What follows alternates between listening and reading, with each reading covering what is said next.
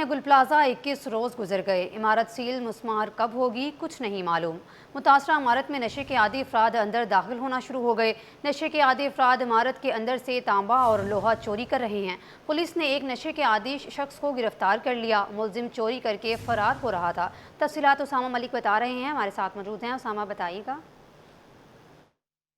बिल्कुल देखें, सानिया गुल प्लाजा को आज तकरीबन 21 रोज़ जो है वो मुकम्मल हो गए हैं और इमारत जो है वो सील है। लेकिन ऐसे में जो नशे के आदी अफराद हैं वो इमारत के अंदर दाखिल हो रहे हैं, जबकि पुलिस की यहाँ पर सिक्योरिटी भी मौजूद है। लेकिन उसके बावजूद जो नशे के आदी अफराद हैं वो अंदर दाखिल होकर जो अंदर सामान वगैरह है वो चोरी करने की कोशिश कर रहे हैं। मेरे कैमरामैन आपको इस जानिब लेकर आएँ कि यहाँ पर जो है वो पुलिस ने एक मुलजिम को यहाँ से गिरफ्तार किया है। इसके पास से जो है वो ये सारा सामान वगैरह मिला है। ये नशे का आदी अफराद है। गुज़िश्ता रोज़ भी जो है वो कुछ लोग यहाँ पर घुस रहे थे और जो है वो ये सारा सामान वगैरह, ये तांबा है और ये इसका सारा जो है वो सामान वगैरह मौजूद है। ये पता नहीं कब से यहाँ पर घुस रहा है। पुलिस ने इसको यहाँ पर गिरफ्तार कर लिया, वरना ये तमाम सामान जो है वो लेकर भाग जाता था। इसके पास से ये भी जो है वो सारा सामान मिला है और ये सुबह से जो है वो बता रहा है कि अंदर ये घुसा हुआ था। अब जो है वो इतनी बड़ी इमारत है, खुदा न खास्ता अगर इमारत भी गिर जाए तो इसकी भी जो है वो जान वगैरह जा सकती है। लेकिन इसके पास जो है वो ये जो है वो सारा सामान वगैरह इससे मिला है, जिसमें ये सारा लोहा तांबा ये अंदर से सारा जो है वो काट कर लेकर आया है, जिसमें से जो है वो ये सारा जो है वो तांबा वगैरह मौजूद है। बताइएगा, आपने इसको कहाँ से पकड़ा है और ये क्या कर रहा था यहाँ पर? यहाँ से निकला था बिल्डिंग के अंदर से, तो हम बैठे हुए थे यहाँ पे, इसको देखा तो ये भाग रहा था बोरा लेके। तो कुछ तांबा थोड़ा बहुत तकरीबन मेरे ख्याल 7-8 किलो वजन है, देख लो उसके अंदर 6-7-8 किलो वजन है। इसको पकड़ा है, कह रहा है पोट्री है, बस है पोट्री, ले जाते उसको भी थाने के हवाले करते, बस बाकी अल्लाह माल के देखते हैं। बहुत शुक्रिया। देखिए, हमारे साथ पुलिस एहलकार मौजूद थे और उनका यही बताना है कि ये नशे का आदी अफराद है और ये अंदर जो है वो घुसने की कोशिश कर रहा था और अंदर घुसने में कामयाब भी हो गया था और उसी दौरान ये नशे की जो है वो सारा सामान निकाल रहा है और यहाँ से चोरी कर अब ये बेचेगा। अब ये जो है वो मुताल्लिका इदारों पर बहुत ज़्यादा जो है वो सवालिया निशान खड़ा होता है कि इमारत जो है वो तहकीकात के दौरान सील करके छोड़ दी गई है, लेकिन इस दौरान जो नशे के आदी अफराद हैं वो इमारत के अंदर दाखिल हो रहे हैं और जो चोरियाँ हैं वो करने में मुलव्विस हैं। अब पुलिस ने जो है वो एक मुलजिम को गिरफ्तार कर लिया है, जबकि गुज़िश्ता रोज़ भी एक मुलजिम जो है वो कुछ सामान लेकर जा रहा था और उसको जो है वो पुलिस नहीं गिरफ्तार की। जी, वफाकी शरई अदालत के साबिक रजिस्ट्रार दाऊद तमनानी को पेश ना देने का केस किया गया। सिंध हाई कोर्ट के आइनी बेंच के रूबरू केस की समाअत हुई। अदालती हुक्म पर अकाउंटेंट जनरल ज़ाती हैसियत में पेश। अदालत ने दरख्वास्त गुजार की पेंशन की रकम फौरी अदा करने का हुक्म दे दिया। मज़ीद तफसीलात जानते हैं नुमाइंदे मुमताज़ जमाली से। मुमताज़, बताइएगा। बिल्कुल देखें जी, आज सिंध हाई कोर्ट कराची आइनी बेंच के रूबरू वफाकी शरई अदालत के साबिक रजिस्ट्रार को पेंशन की अदम अदायगी के खिलाफ दरख्वास्त पर समाअत हुई, जहां पर अकाउंट जनरल अदालत में पेश हुए। दौरान समाअत वकील दरख्वास्त गुजार का मौक़िफ़ था कि वफाकी शरई अदालत के साबिक रजिस्ट्रार इससे कबल हुकूमत सिंध में जो है उन्होंने खिदमात अंजाम दी हैं, महकमा तैलीम में रहे, बाद में वो जो है सुपरिटेंडेंट रहे दादू अदालत में। उसके बाद 2006 में जो है वो वफाकी शरई अदालत में जो है असिस्टेंट रजिस्ट्रार तैनात हुए, जबकि 2024 में रिटायर हुए। जो 1994 से लेकर 2006 तक उन्होंने जो खिदमात दी हैं, सिंध हुकूमत उनको पेंशन अदा नहीं कर रही, वाजिबात अदा नहीं कर रही। लिहाजा अकाउंट जनरल ने अदालत में मौक़िफ़ अख्तियार किया कि अदालती अहकामात पर अमल दरामद मुकम्मल तौर पर हो चुका है। अदालत ने जारी शोकाज नोटिस जो है वो अकाउंट जनरल को जो दिया गया था वो भी वापस कर दी है और अदालत ने जो फौरी तौर पर दरख्वास्त गुजार को अदा करने का हुक्म दे दिया है। जी, माई कराची एक्सपो में थाईलैंड का सकाफती स्टॉल तवज्जो का मरकज़ बन गया। थाईलैंड के काउंसल जनरल का कहना है कि उनकी सियाहत अपनी मिसाल आप है, जबकि खूबसूरत साहिल मुल्क की दिलकशी को मज़ीद बढ़ाते हैं। उन्होंने शहरियों को थाई स्टॉल के दौरे की दावत दे दी। मज़ीद जानते हैं अपने नुमाइंदे सैयद ज़ुबैर राशिद से। ज़ुबैर, बताइएगा। बिल्कुल जी, देखिए इस वक्त हम मौजूद हैं एक्सपो सेंटर कराची में और माई कोलाची नुमाइश का आगाज जो है वह कर दिया गया है। और खूबसूरत सयाहत सकाफत के हवाले से अगर बात की जाए तो थाईलैंड की सकाफत से हम सभी जो है यकीनन तौर पर हम जानते हैं, इसको समझते हैं। और थाईलैंड एक बड़ा खूबसूरत सा मुल्क है जहाँ की सकाफत, तहजीब और रिवायत उस मुल्क की खूबसूरती को चार चांद जो है वो लगाती है। तो इस वक्त हम मौजूद हैं थाईलैंड के पेविलियन में और थाईलैंड के कौंसल जनरल सुराशी भूतिनान इस वक्त हमारे साथ मौजूद हैं और थाईलैंड की सकाफत के हवाले से यहाँ पर जो लोग हैं जो कि दौरा कर रहे हैं मुख्तलिफ स्टॉल्स का, उनको मालूमात फराहम कर रहे हैं। Council general, thank you so much for a great participation of Thailand pavilion here in this my Kolachi exhibition, sir. What would you like to say? The beautiful places, the beautiful beach of Thailand, sir. Yes, good morning everyone. Today I would like to welcome you to visit Krabi, the very beautiful beach in Thailand. So this is during my Karachi event. So we would like to welcome Pakistani people, before Ramadan. So you should come and visit Thai booths to try Thai foods and snacks. We have very delicious som tam, papaya salad, and some coconut jelly, and also we have Thai products over here, to cater to customer in Pakistan, and also we would like to invite you to come and visit us during Fridays until Sunday. We will have a lot of things to show you. Please come and visit. Thank you very much. बिल्कुल जी, बहुत सारी चीजें हैं दिखाने के लिए, show करने के लिए. Madam, please tell us about the traditional food of Thailand. What is the famous food of Thailand? Somtam. The somtam is papaya salad is very famous and well known among the foreigner because salad is the taste of they have a three flavor, salty, sour, and sweet. It's combination between three tastes of them. It should become a very very good taste and healthy one. बिल्कुल जी, healthy है, बहुत मजेदार है. और इसी तरीके से शहर कायद में थाईलैंड की सकाफत के रंग जो है वो जमे हुए हैं. और कौंसल जनरल थाईलैंड ने तमाम कराची हाइट्स को दावत दी है कि वो आइंदा आने वाले 3 रोज तक जो है इस एक्सपो सेंटर कराची में थाईलैंड का जो पेवेलियन है इसका दौरा कर सकते हैं और ये जो खूबसूरत सी थाईलैंड की जो अशिया है उसको देख कर लुत्फ उठा सकते हैं. जी, सिंध असम्बली की मेज़बानी में 3 रोज़ा कॉमनवेल्थ कॉन्फ्रेंस इख्तिताम पजीर हो गई है. इख्तितामी सेशन से वज़ीर आला सिंध ने खिताब किया और कॉन्फ्रेंस के इख्तिताम का ऐलान किया. असम्बली के अहाते में सजाए गए कल्चरल बाजार में गैर मुल्की मेहमानों ने भी दिलचस्पी जाहिर की. मज़ीद तफसीलात जानते हैं आजिज़ जमाली से. आजिज़ बताइएगा. जो कॉमनवेल्थ कॉन्फ्रेंस थी वो अख्ताम पजीर हो चुकी है. वज़ीर आला सिंध सैयद मुराद अली शाह ने बाकायदा डिक्लेयर किया कॉन्फ्रेंस को अख्ताम तक का, जबकि उससे कबल कराची डिक्लेरेशन मंजूर किया गया और उसमें कॉन्फ्रेंस की जो चार्टर था उसको भी तमाम पार्लियामेंटेरियंस ने मंजूर किया. इस कॉन्फ्रेंस में अख्ताम के बाद एक कल्चरल बाज़ार सजाई गई है. आप ये देख सकते हैं, मैं आपको दिखा भी देता हूँ कुछ मंजर इस बाज़ार के. और ये बाज़ार बुनियादी तौर पे उन गैर मुल्की मेहमानों के लिए लगाई गई है जो सिंध की सकाफ़त से नाआशना है.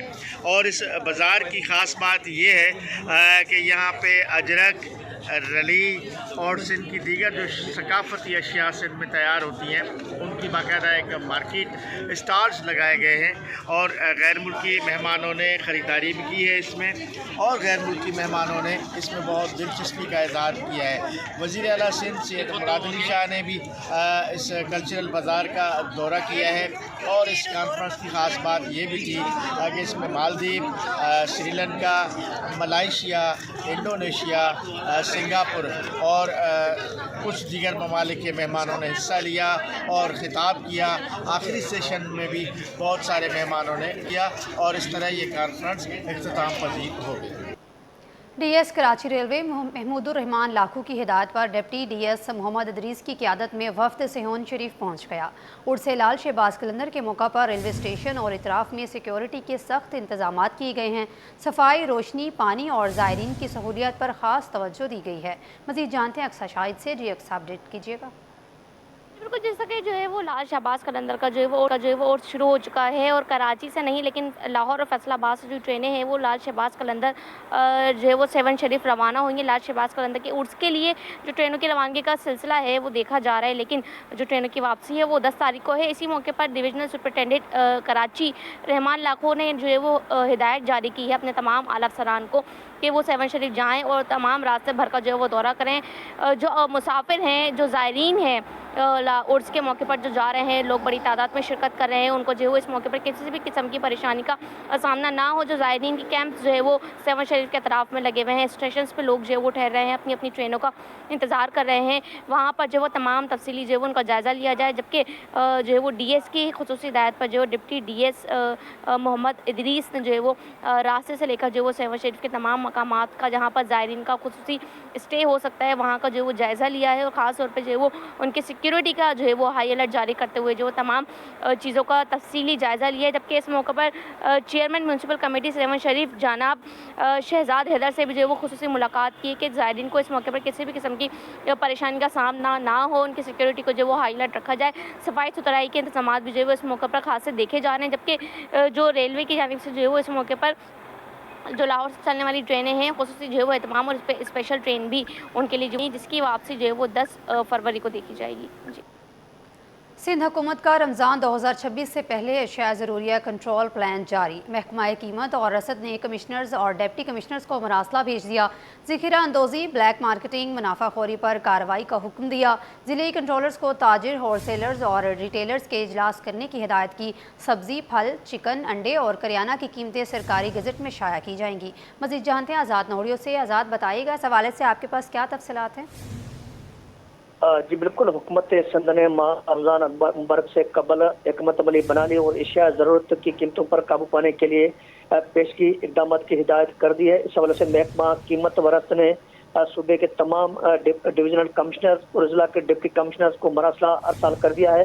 सिंध हुकूमत ने कमिश्नर्स और डिप्टी कमिश्नर्स को ज़ख़ीरा अंदोज़ी, ब्लैक मार्केटिंग और मुनाफाखोरी के खिलाफ सख्त कार्रवाई करने की हिदायत कर दी गई है। जबकि ख़त में जिले कंट्रोलर, ताजर, होलसेलर्स और रिटेलर के साथ इजलास मुनक्कद करने की भी हिदायत कर दी है। जबकि ख़त में सब्जी, फल, चिकन, अंडे और किराने की कीमतें सरकारी गज़ट में शामिल शाया करने की भी सख्ती से हिदायत कर दी गई है। जब ख़त में दुकानों और रेडियो पर नरखनामे आविज़ा करवाने की भी हिदायत कर दी गई है। जबकि ख़त में सब्जी और फ्रूट मंडियों में नीलामी के अमल के दौरान जो है निगरानी की भी हिदायत कर दी गई है। इसके अलावा ख़त में होलसेल और रिटेल कीमतों के फ़र्क को कम करने के इकदाम करने और कीमतों पर कंट्रोल करने के लिए ज़िला इंतजामिया के अचानक दौरे करने की भी हिदायत कर दी गई है। जबकि ख़त में तमाम जिला में कंट्रोल रूम्स और शिकायती मरकज़ कायम करने और सिंध फूड अथॉरिटी को मिलावट के खिलाफ सख्त कार्रवाई करने की भी हिदायत कर दी गई। जबकि ख़त में सस्ते बाजारों में आटा और एशिया ज़रूरत की जो दस्तियाबी है उसको भी यकीनी बनाने के अहकाम जारी कर दिए गए हैं। इस हवाले से तमाम डिविजनल कमिश्नर और डिप्टी कमिश्नर को पाबंद किया गया है कि रमज़ान माह रमज़ान से कबल जो है इस तरह के इक़दाम को यकीनी बनाया जाए। जी आज़ाद नोड़ियों में अपडेट कर रहे थे, आपका शुक्रिया। स्टॉक मार्केट में सरमायाकार मोहतात। 100 इंडेक्स में 3117 पॉइंट्स की मंदी। इंडेक्स 1,84,714 पॉइंट्स की सतह पर आ गया। काविश मेमन से तफसीलात जानते हैं। काविश, बताइएगा। जी, पाकिस्तान स्टॉक मार्केट में आज कारोबारी हफ्ते का आखिरी दिन है और आज मार्केट में पहले सेशन के दौरान शदीद मंदी का रुझान रहा। मजमूई तौर पर 3000 से ज़ायद पॉइंट्स की कमी देखी गई। हमारे साथ जावेद खानानी मौजूद है। जावेद साहब, बताइएगा क्या वजूहत है? जी, इसकी मेन वजह तो ये है कि आज कल आपने जो टी बिल जो बिके हैं उसमें जो पॉलिसी रेट था सिंगल डिजिट से अब फिर से डबल डिजिट में आ गया है, 10.5 से ऊपर चला गया। तो ये भी थोड़ी सी वजह है कि अगली जो मॉनिटरिंग पॉलिसी होगी उसमें शायद हो सकता है कि 50 बेसिस जो है बढ़ सकता है। तो ये भी एक वजह है। दूसरा ये जियोपॉलिटिकल हालात के हिसाब से भी थोड़ी सी ये मार्केट, क्योंकि ईरान ने जब तुर्किया में जो मुज़ाकरात हो रहे थे उसको कैंसिल करके ओमान की तरफ ले आए, तो अमेरिका ने उनकी ये बात भी मान ली। लेकिन फिर भी लोगों को डाउट है कि ये कुछ भी हो सकता है इस दौरान। और ये अगले 2 दिन छुट्टी है, इस वजह से भी थोड़ी मार्केट प्रेशर में रहेगी इंशाल्लाह, प्रॉफिट टेकिंग वगैरह के इस वजह से।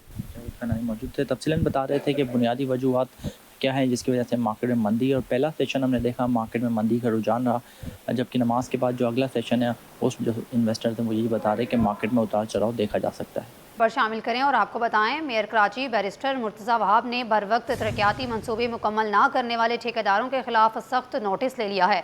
महकमा इंजीनियरिंग से तफसीली रिपोर्ट भी तलब कर ली गई, जबकि गफलत के मरतकब ठेकेदारों को ब्लैक लिस्ट करने की हिदायत भी जारी कर दी गई हैं। मज़ीद तफसीलात जानते हैं शुएब मुख्तार से। जी शुएब, बताइएगा। बिल्कुल, मेयर कराची बैरिस्टर मुर्तज़ा वहाब ने काम में गफलत का मुजाहरा करने वाले ठेकेदारों के खिलाफ जो है वो डंडा उठा लिया है। जो ठेकेदार तरक्याती काम मुकम्मल करने में सुस्ती का मुजाहरा कर रहे हैं, उनके खिलाफ जो है बल्दिया उज़्मा कराची का महकमा इंजीनियरिंग जो है अब कार्रवाई करेगा। इस सिलसिले में महकमा इंजीनियरिंग के सीनियर डायरेक्टर को मेयर कराची बैरिस्टर मुर्तज़ा वहाब की जानिब से बाकायदा तौर पर गफलत का मुजाहरा करने वाले ठेकेदारों के खिलाफ सख्त कार्रवाई के अहकामात भी जो है वो दे दिए गए हैं, जिसके बाद बल्दिया उज़्मा कराची के महकमा इंजीनियरिंग ने मुख्तलिफ जो ठेकेदार हैं उनको भी जो है वो नोटिस जारी करने शुरू कर दिए हैं। नोटिस का जवाब मौसूल ना होने पर उन तमाम तर ठेकेदारों को जो है वो ब्लैकलिस्ट करने के साथ साथ उनकी अदायगियां भी जो है वो रोक दी जाएंगी।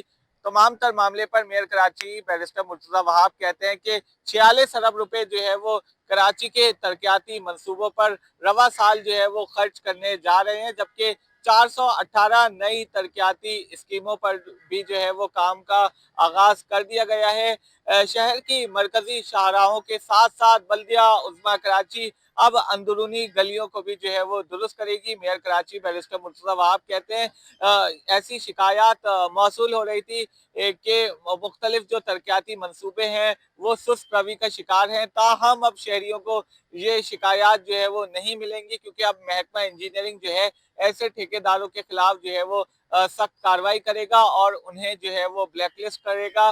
बैरिस्टर मुर्तज़ा वहाब कहते हैं कि ये साल जो है वो तरक्याती कामों का साल साबित होगा। कराची के शहरियों को सहूलियात फराहम करने के लिए बल्दिया उज़्मा कराची मुमकिन इक़दामात उठाएगी। Sindh solid waste management board की हदायत पर न्यू कराची जोन में हर यूसी के लिए फ़ीकस 2 मनी ट्रिपर्स मुतारिफ कर दिए गए हैं। इस इकदाम का मकसद कचरा उठाने के अमल को मौसर और बल्दियाती शिकायत को कम करना है। मज़ीद बताएंगे रिजवान अहमद। जी रिजवान बताइएगा। जी बिल्कुल, डिस्ट्रिक्ट सेंट्रल का न्यू कराची टाउन जो कि 13 यूसीज पर मुश्तमिल है और पसमानदा ये इलाका है जहां गार्बेज कलेक्शन के हवाले से मुतअद्दिद शिकायत जो है वक्फे वक्फे से जन्म लेती रहती हैं। उस मसले का हल जो है Sindh solid waste management board ने ये निकाला है कि लूप में लिया जा रहा है मुंतखब नुमाइंदों को और 26 रिक्शे जो है वो गार्बेज कलेक्शन के हवाले से जो है वो लाए गए हैं जो कि मुख्तलिफ यूसीज में खिदमात अंजाम देंगे। क्या तरीक़ेकार होगा, फरहान हुसैन से जानते हैं जो कि ऑपरेशन मैनेजर हैं Sindh solid waste new Karachi zone के। फरहान साहब बहुत शुक्रिया, बताइएगा इन रिक्शों के इंट्रोड्यूस कराने का बुनियादी मकसद क्या है?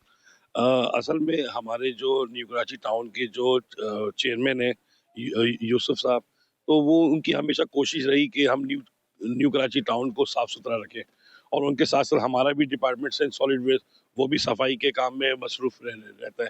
तो टाउन की तरफ से सैनिटेशन डिपार्टमेंट, हमारी तरफ से Sindh solid waste management board, तो अब हमने ये किया कि हम मुश्तरका मिल के सफाई करेंगे न्यू कराची टाउन में, जिसके सिलसिले में हमने ये 26 हमारे मिनी टिपर्स कहलाते हैं, ये हमने 13 यूसीओ में डिप्यूट किए, जिससे यूसी के चेयरमैन और हमारे सुपरवाइजर उनकी मदद से हमें सफाई में आसानी होगी और हम बेहतरी ला सकेंगे। अच्छा ये बताइए, गार्बेज कलेक्शन जो ये करेंगे, आपके यहाँ डंपिंग पॉइंट का बड़ा मसला है और इस सिलसिले में आपने जो है मुख्तलिफ डंपिंग पॉइंट मकामात जो निशानदेही भी की है कि वहाँ दिए जाएं, तो क्या ये कचरा जब ये उठाएंगे तो ये कहाँ लेके जाएंगे, किस तरह ये जीटीएस जो है मुंतकिल होगा और लैंडफिल साइट किस तरह जाएगा? देखिए, ये इलाकों के अंदर सफाई के लिए हमने डिप्यूट किया है, तो इलाके के अंदर से हम इसमें से कचरा उठा के फिर हमारा एक जीटीएस पॉइंट है जो फिलहाल अभी कॉलेज कुंडी के नाम से है, जिसको हम शिफ्ट कर रहे हैं 4K चौरंगी में। फिर वहाँ से रात के औकात में हमारे जो डंपर हैं वो उसको लेके जाम छाकरो जो लैंडफिल साइट कहलाता है वहाँ इसको हम शिफ्ट करेंगे। बिल्कुल, कहा यह जा रहा है कि मुंतखब बल्दियाती नुमाइंदों के ताउन से Sindh solid waste management board ने न्यू कराची जोन में सफाई सुथराई के निज़ाम में बेहतरी के लिए जो है इन रिक्शों को मुतारिफ कराया है, जो कि गार्बेज कलेक्शन यूसी की सतह पर करेंगे, मुंतखब नुमाइंदों की निशानदेही पर काम करेंगे। जी, कराची से रवाना होने वाली ट्रेनों का शेड्यूल आज भी मुतासिर। आज भी अंदरून मुल्क रवाना होने वाली ट्रेनों में ताख़ीर हुई। मजमूई तौर पर 4 ट्रेनें वक्त पर रवाना ना हो सकीं, जबकि 3 को मुअत्तल कर दिया गया। Millat express, Pak business express, Allama Iqbal express, Pakistan express भी ताख़ीर का शिकार रही। मज़ीद जानते हैं रिमशा इस्माइल से। जी रिमशा बताइएगा। जी बिल्कुल, कराची से रवाना होने वाली ट्रेनें आज भी ताख़ीर का शिकार है। ट्रेनों का जो पहिया है वो इस वक्त सुस्त रवि का शिकार है। अगर हम बात कर लें कराची से अंदरूनी मुल्क जाने वाली जो है वो 4 ट्रेनें ताख़ीर, जबकि 3 मुअत्तल कर दी गई हैं। अल्लामा इकबाल एक्सप्रेस, पाक बिज़नेस एक्सप्रेस, मिल्लत एक्सप्रेस, पाकिस्तान एक्सप्रेस जो है वो ताख़ीर का शिकार हैं ये ट्रेनें। इसके साथ साथ जो है कराची से सियालकोट रवाना होने वाली अल्लामा इकबाल एक्सप्रेस जो है वो दोपहर 3:30 बजे के बजाय जो है वो 4:30 बजे रवाना होगी, जबकि कराची से रावलपिंडी जाने वाली जो है पाकिस्तान एक्सप्रेस जो है वो दोपहर 2 बजे के बजाय 2:30 बजे जो है वो रवाना होगी, जबकि कराची से लाहौर जाने वाली पाकिस्तान बिज़नेस एक्सप्रेस भी जो है वो 1.5 घंटे ताख़ीर का शिकार है। जबकि पाक बिज़नेस एक्सप्रेस की बात करें तो ये भी जो है वो दोपहर 4 बजे के बजाय जो है वो शाम 5:30 बजे जो है वो रवाना होगी, जबकि कराची से लाला मूसा जाने वाली मिल्लत एक्सप्रेस भी जो है वो शाम 5 बजे के बजाय 1 घंटा ताख़ीर से जो है वो 6 बजे रवाना होगी। जो ट्रेनें मुअत्तल कर दी गई उनमें पेशावर जाने वाली खुशहाल खान खटक एक्सप्रेस है, कोयटा जाने वाली बोलान मेल, जबकि लाहौर रवाना होने वाली शाह हुसैन एक्सप्रेस जो है वो इस वक्त शामिल है। जबकि रेलवे की जानिब से जो है वो मालूमात के लिए इंक्वायरी नंबर जारी कर दिया गया है 0219920 और 5, इस पर जो है वो रहा सकते हैं। जी, Karachi institute of heart disease अस्पताल का 10वां सिंपोजियम शुरू। सिंपोजियम के साइंटिफिक सेशन, मुख्तलिफ सेमिनार हॉल में आगाही सेमिनार जारी। प्रोफेसर रिफत सुल्ताना के मुताबिक एंजियोग्राफी, प्लास्टी, ECG और दीगर पर आगाही दी जा रही है। मज़ीद तफसीलात जानते हैं इब्राहिम रिंद से। जी इब्राहिम, बताइएगा। मौजूद है कराची में दिल की बीमारी के दूसरे बड़े अस्पताल Karachi institute of heart disease अस्पताल में, जिसका 10वां अब्दुल हक सिंपोजियम मुनक्किद किया जा रहा है, जिसके साइंटिफिक सेशन जो है वो हैं और आज बाकायदा इख्तिताम नियर कराची मुर्तज़ा वहाब शाम को 7 बजे करेंगे। इस हवाले से हम बात करेंगे Karachi institute of heart disease अस्पताल की executive director professor Rifat Sultana साहिबा से बात करेंगे कि इस सिंपोजियम के हवाले से वो क्या कहेंगी। बिस्मिल्लाहिर्रहमानिर्रहीम, मैं doctor Rifat Sultana, executive director KIHC and consultant interventional cardiologist.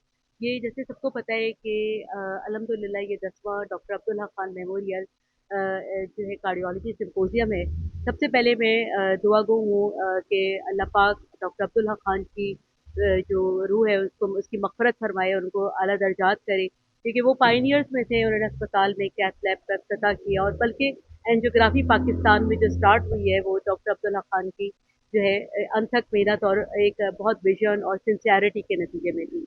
और इसी के लिए मद्देनज़र उनके KIHC भी उनसे ही जो है स्टार्ट उनकी अनथक मेहनत से स्टार्ट हुआ था। और उसके बाद ग्रेजुअली जब उनकी डेथ हो गई तो प्रोफेसर अब्दुल समद ने इस इनकाद किया। पहले डॉक्टर अब्दुल हक खान के बरसी के मौके पे पहला जो है अब्दुल हक खान से मेमोरियल कार्डियोलॉजी सिंपोजियम जो है इसका जो है पहला रखा गया।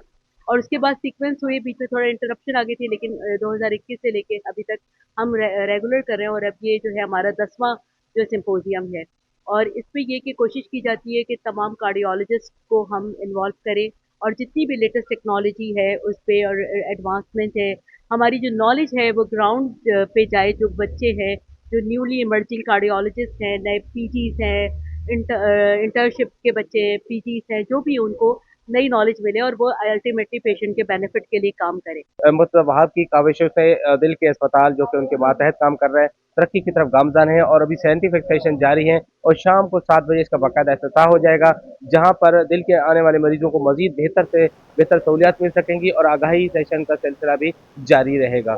जी, college of physicians and surgeons Pakistan की कॉन्वोकेशन तकरीब का इनेकाद किया गया। गोल्ड मेडलिस्ट मौसब अलवी ने कहा कि कामयाबी के पीछे वालिदैन की दुआ और कुर्बानी है। आज जो कुछ भी हूँ वालिदैन की बदौलत ही हूँ। मज़ीद जानते हैं हमारी नुमाइंदा राबेल सदीद से। जी राबेल, बताइएगा। इस वक्त मैं मौजूद हूँ college of physicians and surgeons में, जहाँ पर कॉन्वोकेशन जो है वो जारी है और इस वक्त हमारे साथ गोल्ड मेडलिस्ट मौजूद हैं। इनसे ही थोड़ी सी तफसीलात लेते हैं। मुझे बताइएगा आपने कौन सी जो है वो फील्ड में गोल्ड मेडलिस्ट हासिल किया और कितने स्किल सिक्योर किए हैं, और आपके पेरेंट्स भी यहाँ पे मौजूद हैं? जी माशाल्लाह, मेरा फील्ड ऑफ पल्मोनोलॉजी है और मेरे पेरेंट्स भी यहाँ पे मौजूद हैं, जो कि बहुत खुश हैं माशाल्लाह से, क्योंकि गोल्ड मेडल एक बहुत बड़ा एजाज़ है और ना सिर्फ मेरे हॉस्पिटल मेरे उस्ताद के लिए मगर मेरे पेरेंट्स के लिए भी।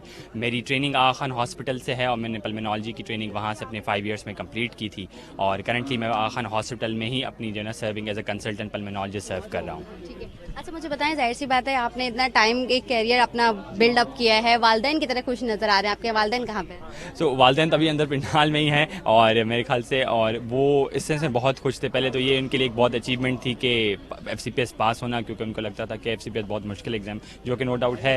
एंड वंस एग्ज़ाम होने के बाद जब उनको ये खुशी मिली कि मैंने उसमें ना सिर्फ एग्ज़ाम पास किया, गोल्ड मेडल का, तो बहुत ज़्यादा खुश थे। तो डेफिनेटली उनकी दुआओं, उनकी मेहनत और उन सब की नतीजा है जो हम आज इस मौके पर खड़े हैं।